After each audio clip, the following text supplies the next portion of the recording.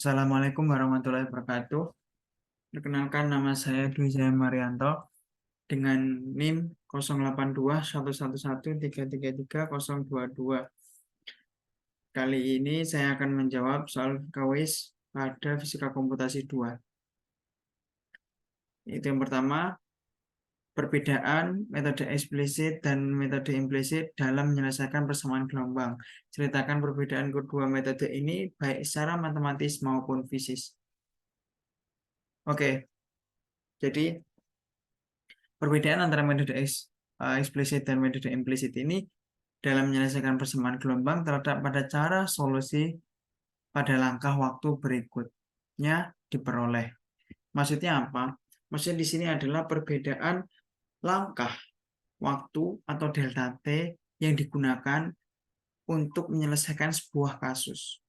Nah, sebagai berikut saya menunjukkan bahwasanya persamaan gelombang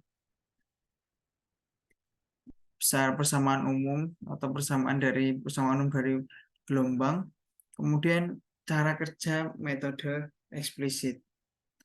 Nah, yang pertama saya akan menjelaskan metode eksplisit. Metode eksplisit itu apa sih? Dan seperti apa sih metode eksplisit itu? Nah, cara kerja dari metode eksplisit menggunakan informasi dari langkah waktu sebelumnya untuk menghitung solusi pada langkah waktu berikutnya secara langsung. Nah, jadi dia ini menggunakan perhitungan di masa depan atau perhitungan sekarang dengan menggunakan informasi sebelumnya dan juga langkah waktu berikutnya. Jadi perhitungannya itu langkah ke depan dan juga langkah belakang juga mempengaruhi nilai sekarang. Dalam konteks persamaan gelombang, nilai pada titik grid waktu, grid di sini adalah garis, berikutnya dihitung berdasarkan nilai pada titik waktu sekarang dan sebelumnya. Jadi untuk menentukan nilai titik pada masa depan, kita menggunakan nilai sekarang dan juga nilai sebelumnya. Nah, kelebihannya itu mudah diimplementasikan karena hanya memerlukan informasi dari waktu sebelumnya dan waktu sekarang. Lebih cepat dalam perhitungan karena tidak memerlukan pemecahan sistem persamaan. Nah, pada metode eksplisit ini, dia itu lebih sederhana karena tidak memerlukan pemecahan sistem persamaan. Berbeda lagi dengan implisit. Nah, namun di sini eksplisit memiliki kekurangan, yaitu rentan terhadap ketidakpastian jika langkah waktu yang digunakan terlalu besar. Langkah waktu yang terlalu besar dapat menyebabkan ketidakstabilan numerik dan menghasilkan solusi yang tidak akurat atau bahkan tidak konvergen. Tidak konvergen. Nah, maksudnya apa? Di sini lihat ketidakstabilan jika langkah waktu yang digunakan terlalu besar. Maksudnya gini, sesuai dengan apa yang dijelaskan di awal, yaitu pada solusi ini terletak pada cara solusi langkah waktu berikutnya. Jadi pada metode eksplisit dia itu langkah waktunya nilainya tidak terlalu besar. Nah, sehingga hasil yang hasil yang diberikan itu pasti lebih bagus karena ketelitian atau keruntutan dalam menghitung. Karena langkahnya dikit-dikit, pasti nilai suhunya, nilainya itu terdeteksi sedikit-dikit. Jadi ketika bergeseran sedikit-dikit, maka hasilnya pun akan lebih baik. Nah, berbeda lagi dengan implisit. Implisit ini cara kerjanya berbeda atau hampir sama, namun ada beberapa bagian yang berbeda. Metode implisit menghitung solusi pada langkah waktu berikutnya dengan mempertimbangkan informasi dari waktu sekarang dan waktu berikutnya. Nah, kalau implisit ini mempertimbangkan waktu sekarang dan waktu setelahnya. Berbeda dengan eksplisit, di mana eksplisit sebelumnya dan waktu sekarang. Biasanya metode ini melibatkan pemecahan sistem persamaan, biasanya sistem persamaan linear atau non-linear, untuk mendapatkan nilai pada waktu berikutnya. Nah, non-linear dan atau linear, persamaan, sistem persamaan linear atau non-linear. Apa sih maksudnya? Implisit kok pakai persamaan sistem linear atau non-linear, sementara eksplisit tidak memerlukannya. Nah, sebenarnya implisit ini penyelesaiannya secara simultan, karena si implisit ini penerapan secara numeriknya dia menggunakan matriks, sehingga kita untuk membentuk matriks tersebut kita perlulah sistem persamaan linear atau non-linear. Berbeda lagi dengan eksplisit. Eksplisit tidak seperti itu. Eksplisit hanya perhitungan biasa, hanya perhitungan looping, tidak memerlukan sebuah matriks, sehingga bisa dikatakan bahwasannya untuk penyelesaian atau cara kerja dari metode implisit ini dia menggunakan matriks, dan untuk eksplisit dia tidak menggunakan matriks. Itu singkatnya. Nah, kelebihannya lebih stabil untuk langkah waktu yang besar karena lebih sedikit rentan terhadap fluktuasi numerik, dapat mempertahankan stabilitas untuk langkah waktu yang lebih besar. Nah, artinya apa? Di sini berkebalikan dengan eksplisit, di mana eksplisit tersebut langkah waktunya lebih kecil, sementara implisit lebih besar. Oke. Keterbatasannya atau kekurangannya lebih kompleks secara komputasi karena melibatkan pemecahan sistem persamaan yang memerlukan lebih banyak sumber daya komputasi, memerlukan langkah-langkah tambahan dalam perhitungan yang membuatnya lebih lambat daripada metode eksplisit dalam beberapa kasus. Nah, metode implisit inilah, oke lah, dia itu powerful, bisa katakan lebih lah dari eksplisit itu sebenarnya. Namun ada kekurangannya. Kekurangannya itu pembentukan komputasi yang lebih kompleks, pemecahannya kan dia pakai sistem persamaan, bukan seperti eksplisit yang lebih sederhana perhitungannya. Kemudian sumber daya komputasinya juga berbeda. Langkah-langkah tambahannya pada implisit terdapat beberapa langkah tambahan di mana membuat komputasi atau codingnya agak lebih banyak daripada eksplisit. Hal tersebut terjadi karena apa? Karena penempatan penggunaan metode itu berbeda antara eksplisit dan implisit. Kasusnya antara eksplisit dan implisit itu penggunaannya berbeda. Oleh sebab itu ada beberapa penambahan code yang menyebabkan implisit ini agak lebih banyak. Oke, untuk kesimpulan, eksplisit bekerja dengan cara yang sederhana dan cepat, tetapi rentan terhadap ketidakstabilan jika langkah waktu yang terlalu besar. Berbeda terbalik ya dengan implisit. Kemudian implisit lebih stabil untuk langkah waktu yang besar, tetapi lebih kompleks secara komputasi dalam konteks persamaan gelombang. Pilihan antara kedua metode ini bergantung pada trade-off antara kecepatan komputasi dan stabilitas numerik yang diinginkan. Oke, di sini saya hanya menjelaskan beberapa sekilas atau bisa dibilang cara kerja penggunaannya, dan juga seperti apa metode ini akan digunakan gitu, dan seperti apa sih dalamnya dari metode ini. Namun kemudian pada soal ditanya ini, ceritakan perbedaan kedua metode tersebut baik secara matematis maupun fisik. Matematis di sini saya akan mengambil secara numerik atau numerika. Pada metode eksplisit menghitung solusi pada langkah waktu berikutnya berdasarkan informasi dari waktu sebelumnya. Ini sama seperti sebelumnya.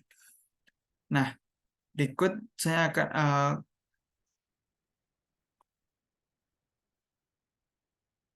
ini dilakukan untuk pendekatan yang lebih sederhana, di mana nilai pada nilai grid waktu berikutnya dihitung langsung dari nilai pada grid waktu sekarang dan sebelumnya. Jadi perhitungannya saya jelaskan lagi bahwasanya perhitungan setelahnya atau nilai setelahnya itu didapatkan dari nilai sekarang dan juga nilai sebelumnya. Secara numerik, perhitungan ini lebih langsung mungkin implementasi yang lebih sederhana dalam kode komputer. Nah, di sini saya menuliskannya. Persamaan gelombang sebelumnya yaitu seperti ini. Seperti ini, yaitu persamaan umum gelombang, kita ubah dia menjadi sebuah variabel dengan indeks-indeks tertentu. Karena pada umumnya kita secara komputasi menuliskan sebuah persamaan itu menggunakan indeks untuk memberi dia identitas. Jadi indeks itu akan memberikan identitas langkah-langkah, memberikan keadaan dia itu seperti apa. Nah, itu cara kita menerjemahkan penulisan secara analitik ke komputasi.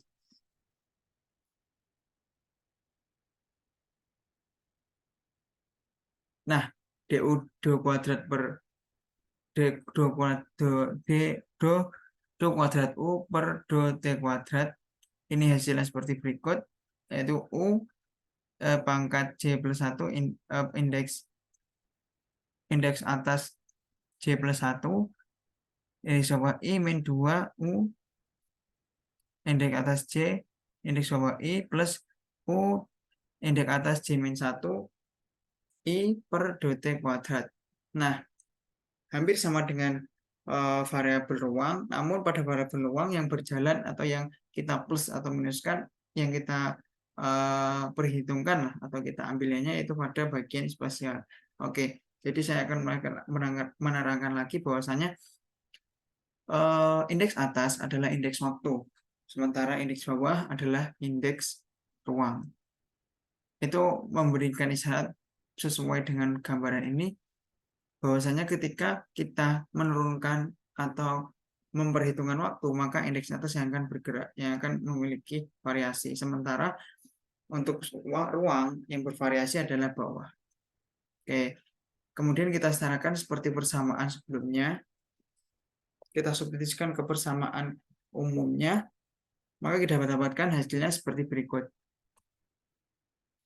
Kemudian kita misalkan lambda, di mana lambda ini adalah C kuadrat delta T kuadrat plus delta X kuadrat. Kemudian kita dapatkan persamaan untuk mencari nilai U atau nilai variabel di masa depan di langkah selanjutnya sebagai berikut, yaitu 2 kali 1 min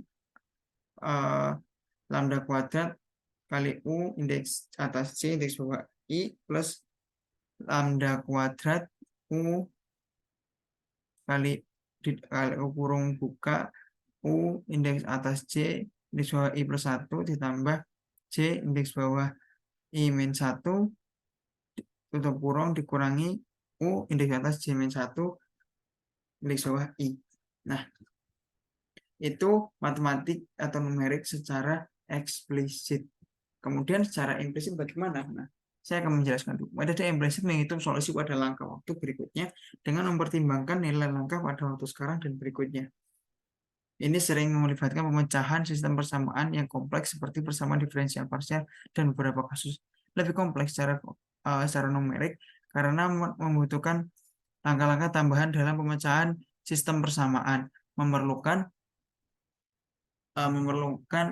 lebih banyak komputasi. Nah, seperti berikut. Ini adalah persamaan umum untuk sebuah kasus di mana kita menggunakan metode implisit. Lihat, persamaannya lebih kompleks.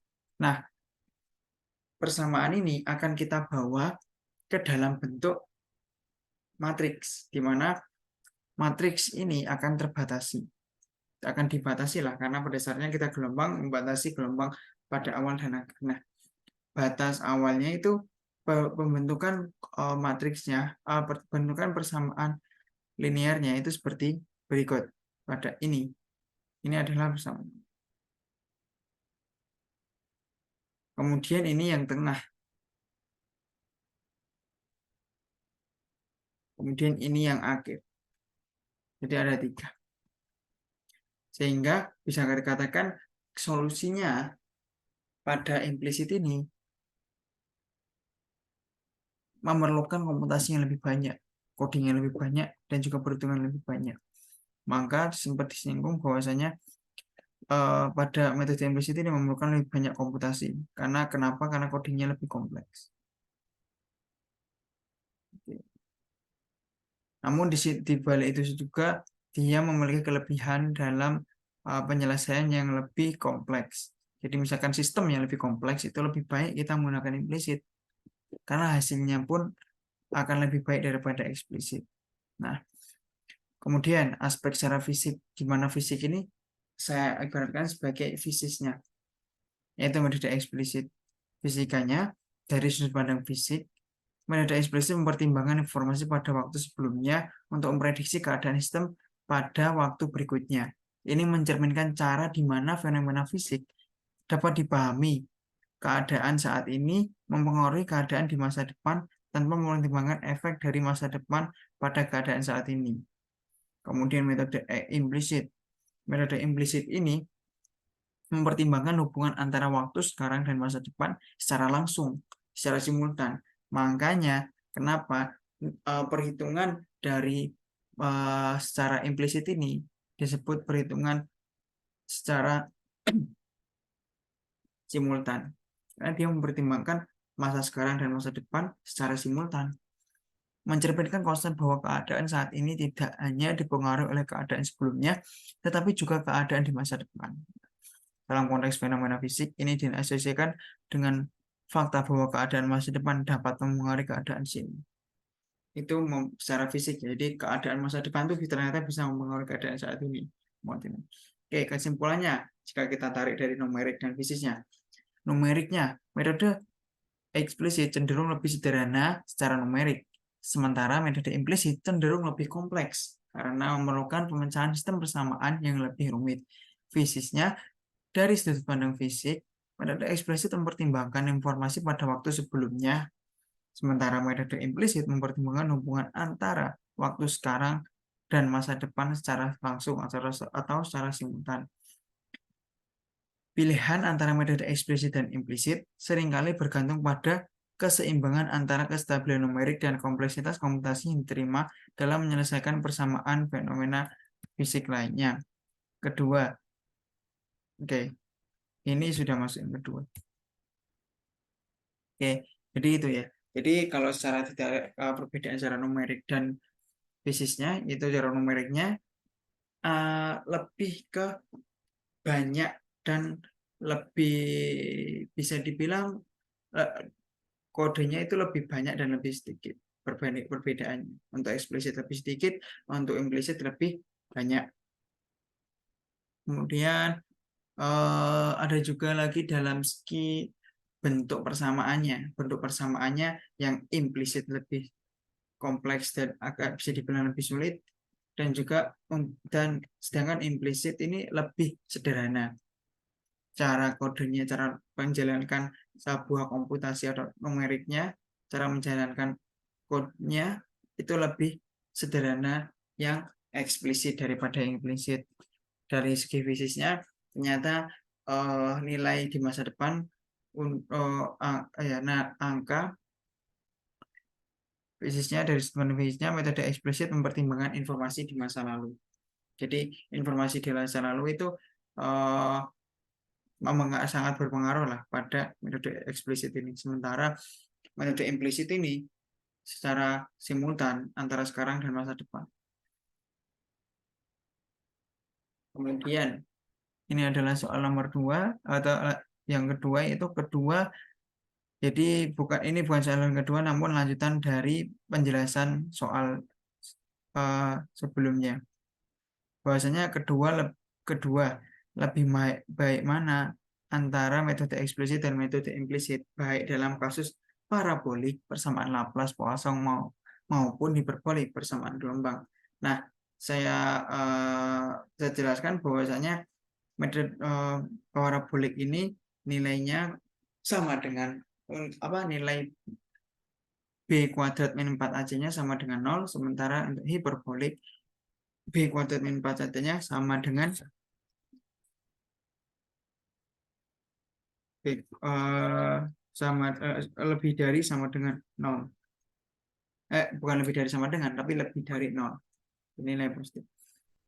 Di metode eksplisit ini untuk kasus persamaan parabolik ya, Laplace dan Poisson. Metode eksplisitnya dalam konteks persamaan parabolik ya, seperti Laplace dan Poisson. Metode eksplisit cenderung kurang disukai karena persamaan ini tidak memiliki komponen waktu yang signifikan. Metode eksplisit pada umumnya dirancang untuk menangani evolusi dalam waktu, sedangkan persamaan parabolik lebih terkait dengan distribusi steady state atau distribusi yang tidak berubah terhadap waktu. Nah, metode eksplisit pada persamaan parabolik dapat membutuhkan langkah waktu yang sangat kecil untuk menjaga stabilitas numeriknya. Hal ini bisa menjadi tidak efisien secara komputasi. Metode implisit seringkali lebih disukai dalam menyelesaikan persamaan parabolik karena stabilitasnya lebih baik terhadap langkah waktu.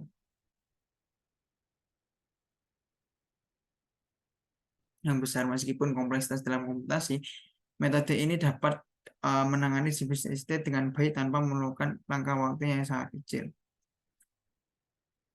Nah, penjelasan ini memberikan kita gambaran bahwasanya implisit di sini lebih disukai. Karena kenapa? Karena gini, implisit itu kasusnya untuk kasus yang lebih kompleks, real. Sementara implisit ini tidak. Kenapa? Karena implisit ini baik, namun hanya untuk steady state. Bisa dibilang baik lah, namun implisit lebih baik. Namun implisit pun memiliki kekurangan juga. Kekurangannya adalah pada bagian komputasinya. Oke, kemudian kasus persamaan hiperbolik. Persamaan hiperbolik yaitu ada untuk persamaan gelombang ya. Metode eksplisit bisa cukup efisien seperti sebelumnya ya. Jika langkah waktu yang digunakan mempertahankan stabilitasnya dalam beberapa kasus. Untuk metode eksplisit dapat menghasilkan solusi dengan efisiensi yang lebih baik karena sifat evolusi yang jelas dalam waktu. Namun pada kasus persamaan gelombang yang lebih kompleks atau jika diperlukan stabilitas yang lebih besar pada langkah waktu yang besar, metode eksplisit bisa menjadi kurang efektif. Metode implisit seperti penjelasan sebelumnya, yaitu metode implisit pada persamaan gelombang dapat memberikan stabilitas yang lebih besar untuk langkah waktu yang lebih besar. Ini menjadi pilihan yang baik jika solusi yang diperlukan memerlukan stabilitas yang kuat terhadap fluktuasi numerik atau jika persamaan gelombang yang dihadapi kompleks. Kesimpulannya tidak ada yang secara universal. Jadi gini, kesimpulan dari seluruh penjelasan atau penjelasan di atas dan juga pertanyaan yang telah diberikan pada kuis ini yaitu tidak ada metode yang secara universal itu lebih baik daripada yang lain. Tidak ada eksplisit itu lebih baik atau implisit itu lebih baik, tidak ada. Pilihan antara metode eksplisit dan implisit tergantung pada sifat persamaan yang diselesaikan, kompleksitas solusi, dan kebutuhan akan stabilitas secara efisiensi komputasi. Dalam konteks kasus, kombinasi dan kedua metode dalam metode semi implisit juga bisa menjadi solusi yang baik, menggabungkan keuntungan dari masing-masing pendekatan.